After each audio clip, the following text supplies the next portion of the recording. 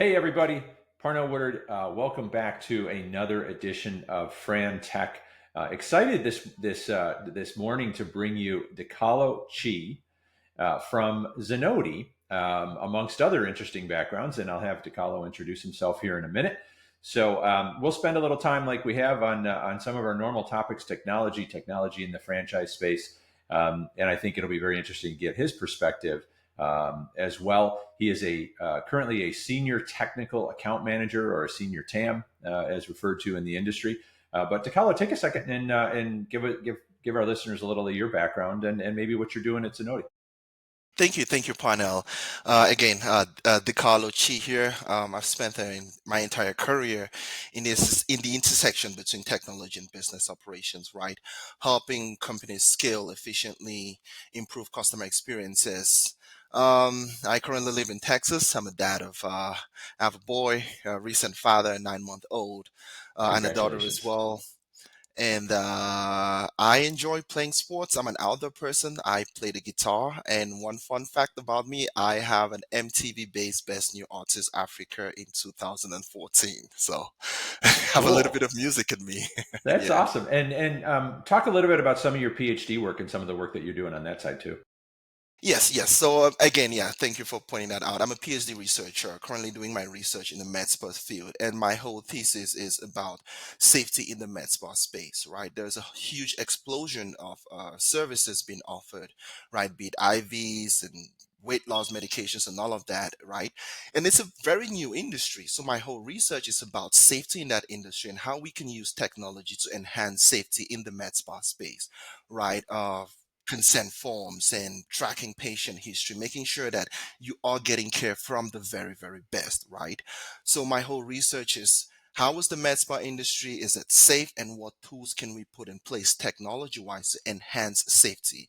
And so working with a company like Zenoti gives me that insight into technology.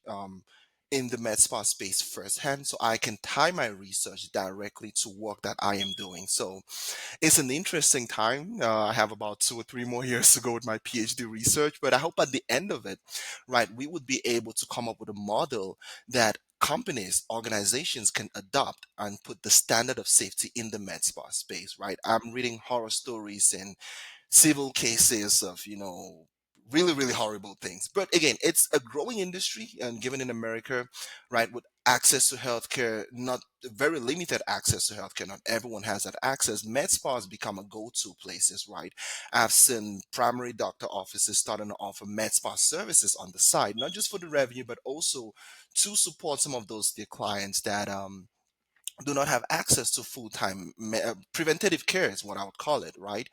So it's an interesting time. So I'm pairing my experience with Zenoti and this research to see how we can further use technology to enforce safety and standards in the med spa space. Yeah, let's stay right on that topic, right? So you've talked a little bit about what you're seeing. Obviously, med spa has exploded in the states, really, in the past 5 years. Arguably, right? Kind of COVID maybe even drove a lot of that. But what are some of the technologies and some of the tools you're seeing even be tested at this stage, Decalo, in terms of, especially in the med spa space? It's a wild west, to be honest. Given that it's still quite new, you have some already existing legacy systems that med spas are trying to adopt, right, and are coming across the multiple hurdles, right? Is it an EMR software? Is it not an EMR software? Does it have EMR capabilities? So you have a lot of companies in the space that are emerging, right, looking for those solutions. Now, I'll be biased in this case, right? I'll always put Zenoti first because I understand the capabilities and I've seen other softwares in action. So the key thing with most of them is finding that product that is able to act as an EMR, right? Have all the safety features in place, but still act as a POS system. So that's where the industry is really leaning into. And now companies like Zenoti are emerging forward to provide those solutions firsthand, right? The reason there really isn't a cut rate system in place right now in the med spa space that answers the question from marketing to CRM to ERP, right? And maybe the POS part of it, and even the marketing part inside of it. It's still, like I said, a wild, wild west, but it's growing.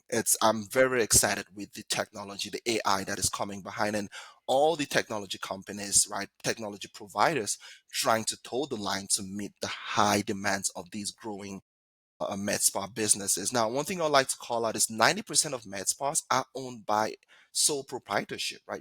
We're starting to see a huge scale investment into franchising models, right? You talk about the serotonins, the VO med spas, uh, a ton of them are starting to emerge out and are having this concierge, right? Businesses of healthcare concierge. You go in there and you get a list of services. So products technology are coming up to speed to meet those demands, and the challenges are every day, right? There are new things coming up, new ways of doing things. um Drugs have been taken on and off. Right now, Illinois passed a law that said nurse practitioners cannot own a med spa or cannot administer certain Wow. drugs or IVs to patient, right? That is a whole shift in the whole industry.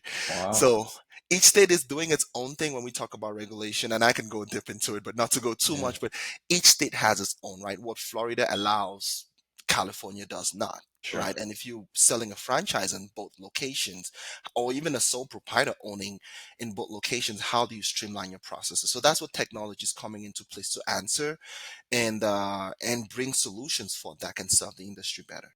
Yeah. Yeah. And for our listeners who don't know what an EMR is, can you tell them what an EMR is?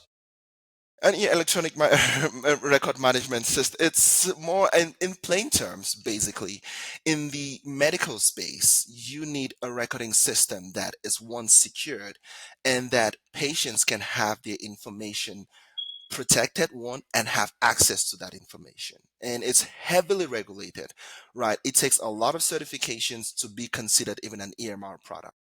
So it's just basically look at it as when you go to the doctor, your conversation with that doctor should be kept in a secure and lockdown place, right? Not easily hackable, and that you too can have direct access. So that's what an EMR software actually is. Got it. Thank you. Yeah, and we'll talk about security and cybersecurity a little bit, but stepping back and kind of looking at the whole franchise space, right, and technology in the franchise space, are there certain are there certain things that you're seeing in the space that you find particularly exciting or intriguing as it relates to as it relates to technology in the franchise space? Uh, I would say this now franchising in itself, right? Let's take a quick step back. If we're looking at 2010, 2008, right, or maybe even prior to that, right? Recently, franchising has exploded, right? It's a lot of the models are growing, and it used to just be food, right? But now it's beyond food, right? Now everything could be franchised. I mean, everything from the person who cleans your pool can create a franchise out of his business, to maybe the electrician that comes and fixes your light, they can start a whole franchise out of it. So what excites me more is SaaS, what we call SaaS, software as a service, right? Where you don't need to buy huge amounts of hardware equipment to expand, right? That used to be a huge hurdle in the franchise business. Was you're opening a new location, now you have to buy servers and ship them and buy a software and install on those servers, and then you have a whole network. With SaaS products coming into, with SaaS exploding in the early 2000s, right? It's now possible for you to just click on that browser and go in there and run your business without having to worry about, am I consuming up space? Am I locked out of my computer because my server is out of space? So what really excites me is the SaaS aspect in franchising, right? We've seen a couple of companies come on board. I'll use one other company, for example, FranConnect. FranConnect is a platform that helps you manage your franchises right from the initial contact discovery phase, right? All the way to when they're sold to the training starts. A SaaS product that is scalable. If you're looking to sell 1,000 franchises or maybe just 10, it works. But if you look back in the 2010s, that was a hard thing to solve. So SaaS products coming into the franchise space has really, really broken the barriers, right? To scalability. So now companies can scale. If you have a product like Frank Connect or any of their other competitors, right? Or maybe a Zenoti, you can have just your one center, or if you're looking to expand, you can expand to more.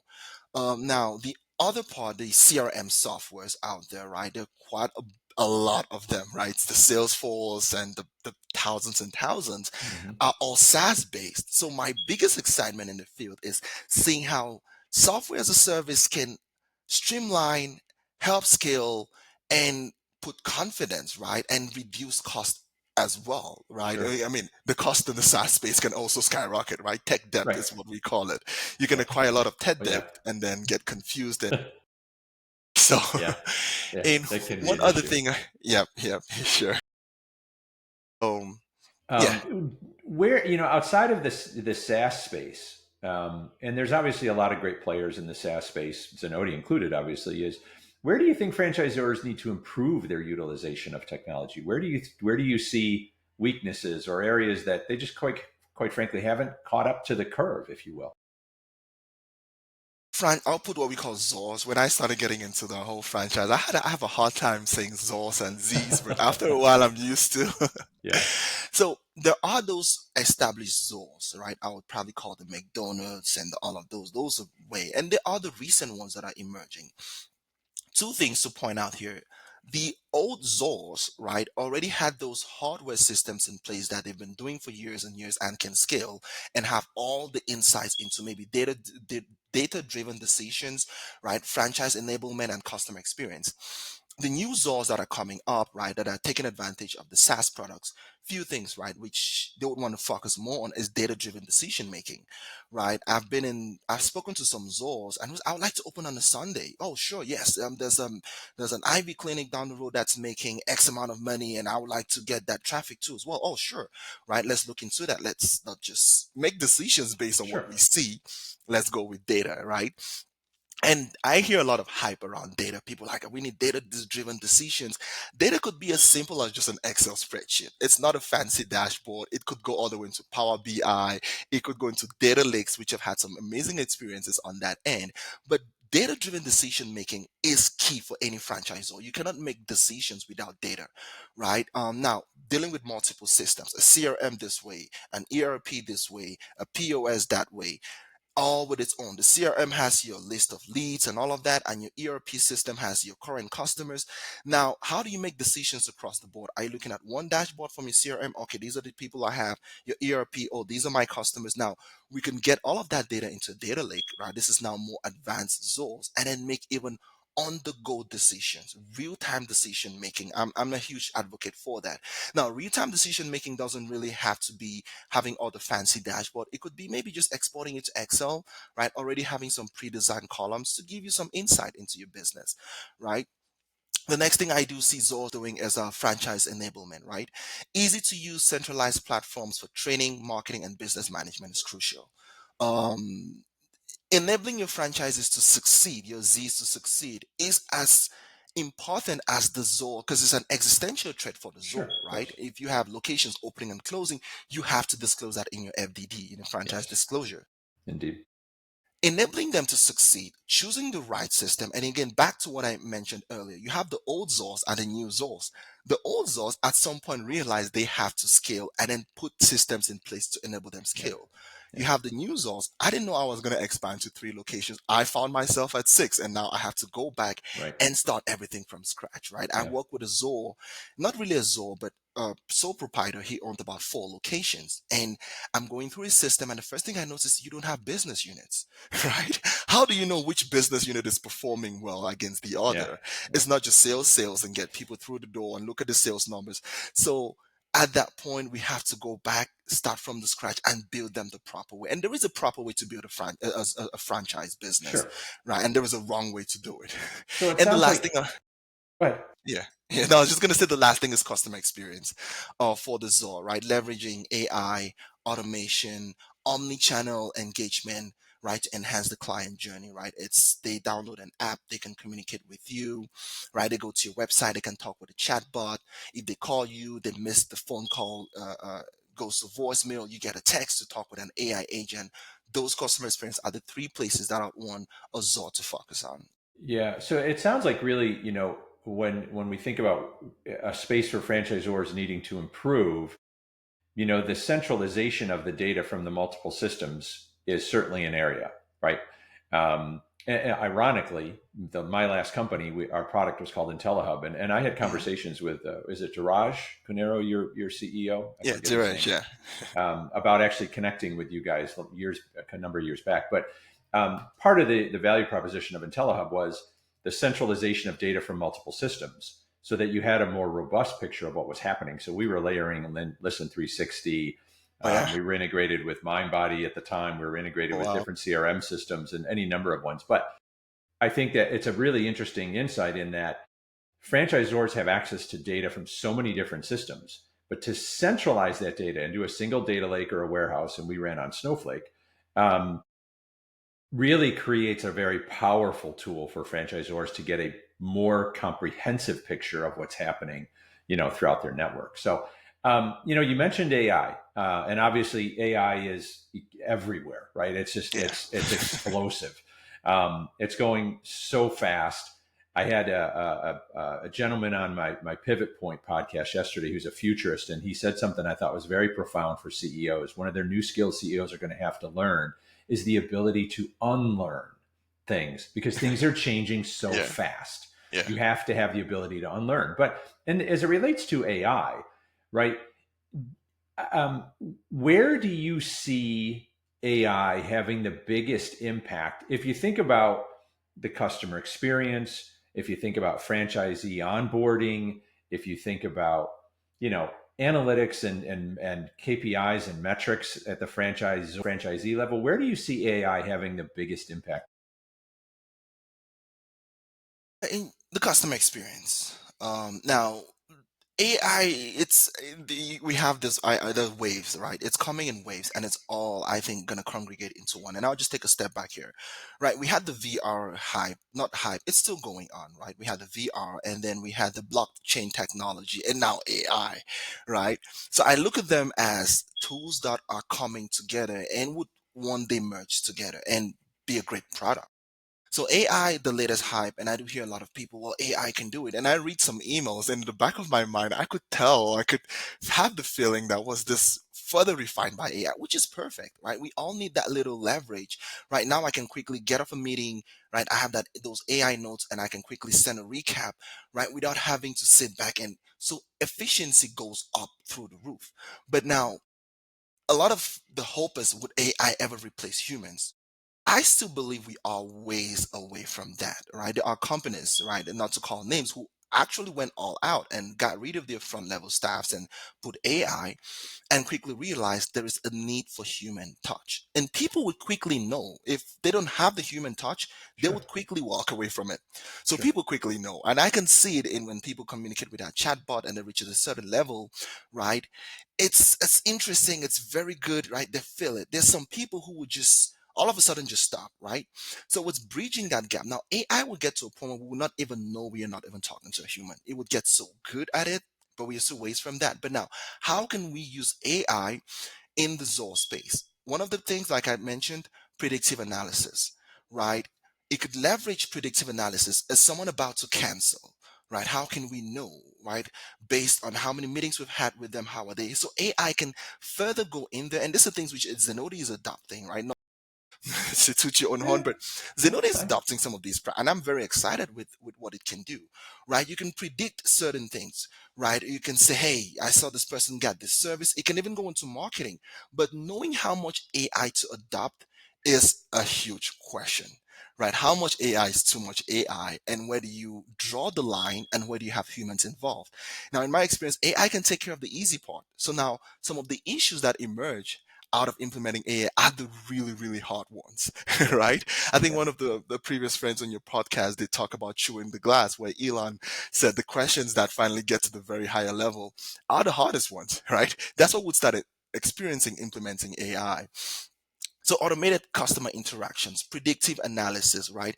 Education and adoption are the different ways that we could start, which we are leveraging AI. But again, I do see a lot of AI sales and hype, right?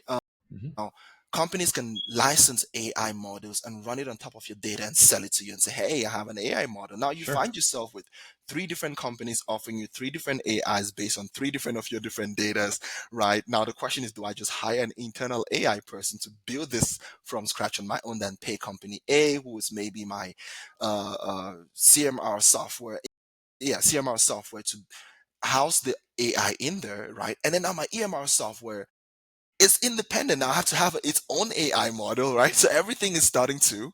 So there'll be a time when all of those would come together. Yeah. So it's an interesting time with AI, but I still have the ability to preach caution. But again, you have to adopt AI, else you get left behind, Yeah. right? Yeah. I'm coming across interesting things, and again, I have to face it with being a researcher.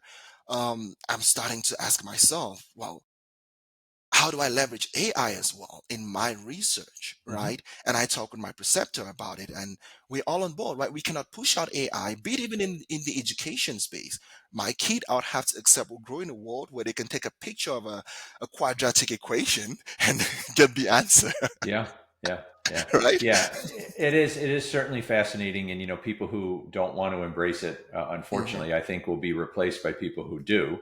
Yeah. Um, the other side of that coin, into the Elon Musk quote. I think what AI is going to force us to do is raise our critical thinking skills. It's to your point, it will eliminate a lot of the mundane, some of the more administrative tasks, and really help us identify issues more quickly, more significant issues more quickly.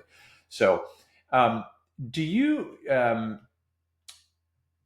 can you share anything? I don't want you to share anything that's proprietary, but can you share anything around how Zenoti is leveraging AI to improve either operations or marketing or decision making? Oh, oh. Don't get me started. And so we are have adopted AI, and in its entirety, right? But again, cautiously, right? There are quite a lot of exciting things which we have down the road, right? From where AI can literally answer your call, know who the client is, schedule that appointment, notify the provider, upsell the client, and really go into the database and have some of those predictive decision making, right? Even taking it back to just our sales discovery and talking with clients, we are able to sit with them, right, with our AI in the back, kind of listening in and coming back with a customized solution for that client. It's not just, and we are huge with just, we don't want to sell you our solution. We want to solve your problem, right? It's not just the solution that we bring. We have solutions for almost anything, right? In the fitness spa and med spa space, we can solution everything, right? But the question is, we want to solve your problem. So AI really is a huge tool.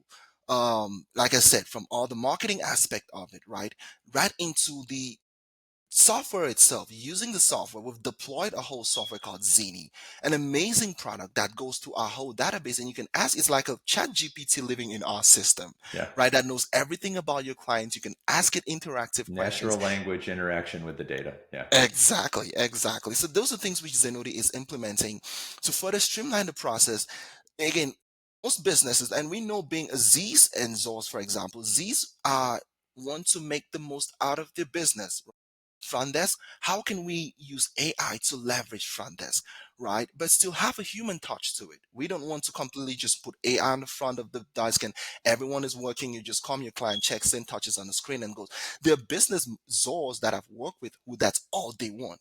But there are Zors who still want that.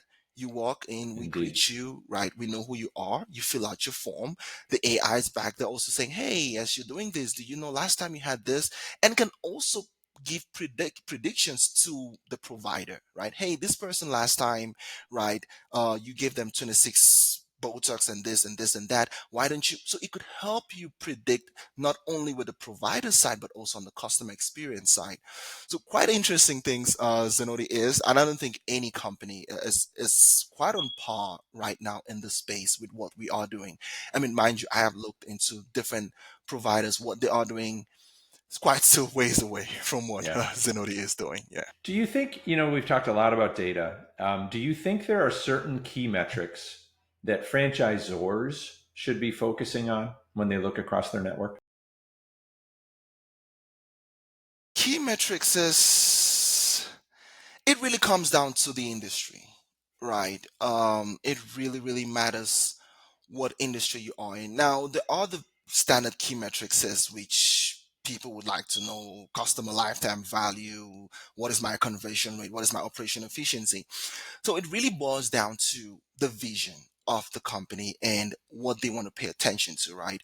Now, do you want to focus on quality? Do you want to focus on quantity, right? Maybe let's just talk about customer experience, or maybe customer interaction with your customer service, for example, right? Do you want to value quality, right, over quantity? Is it how fast you are answering your questions and getting them satisfied, or is it the quality that you're putting into? So one of the key ones I always go back to is customer lifetime value. Understanding the lifetime value and the average spend of your customer can help you know, right, when to upsell, when to downsell, when are they about to cancel. And lead conversion rate, interesting thing, and maybe if there's anyone listening right there, a seed to plant. I've there is there is a in this med spa space and spa space especially, you have, like I talked, there is the CRM company, there is the marketing company, right, who goes out there, runs Facebook ads and all of these amazing things they do. They get all of these leads, right? They funnel it into a CRM software, right? Now the CRM software takes it and then nurtures the lead, right? And then once it's done, now for the Zors, now you push that lead into your EMR software or your ERP software, whichever one is. Now those are three different stages involved. So at the very end, how do I know that this customer, how do I trace this customer back to my lead conversion and say, hey, this marketing is what, for example, hormone therapy, just pulling that one out there. I saw hormone therapy ad, I clicked on it, I scheduled an appointment, I came in and I bought that, right? We have to tie that together. And that is a huge opportunity in the spa and the med spa space. Either is a software that can breach that gap, right, and be there. Now, Zenoti offers an amazing, amazing experience. From the marketing company, we can directly get your leads into Zenoti itself, nurture the lead until it converts. So you have a one place where you can see your lead conversion rate and see how your marketing is performing. Yeah. Yeah. Um, And last thing that's would so be, important. Yeah. yeah, yeah, very, very important. Because it's like going blind. You can spend thousands and thousands of dollars on marketing, but if you cannot justify that $10,000 to 25 clients who later on spent 25,000, marketing is just Yeah. permit me say gassing you up, right? You Yeah. need something in the middle. Yeah. Yeah. Yeah. So we mentioned I mentioned security and cybersecurity early on, and being Zenoti being a third party to the franchisor in many cases. When I talk with franchisors, they will often say to me, when we talk about cybersecurity, they'll say, "Well, we rely on our partner to manage their security and their cybersecurity." What kind of things does Zenoti do to really help secure some of that client data for the franchisor? It's quite a lot, quite a lot. Now, one thing I'll point out with Zenoti, we do put security very, very forefront, right? We do put security very at the very forefront, and we have a zero trust security model, right? And I do sometimes look into our what we call site reliability engineering. Very, very great guy. He does a lot of posts, and usually it comes down to understanding your customer, especially the ZOR, what their plans are, and how you can further implement. That's where a guy like me comes into play, right? That's why I'm with Zenoti, because I can talk with a ZOR and say, who's your email provider? I have certain companies that, right, use Gmail for medical information. That's not supposed to happen. Now, Gmail would sell you a higher version, right? That is more secure, that is secured email communication. So within our training and our implementation with Zenoti are things that are conversations that we have with our ZORs or our customers. What is security like for you?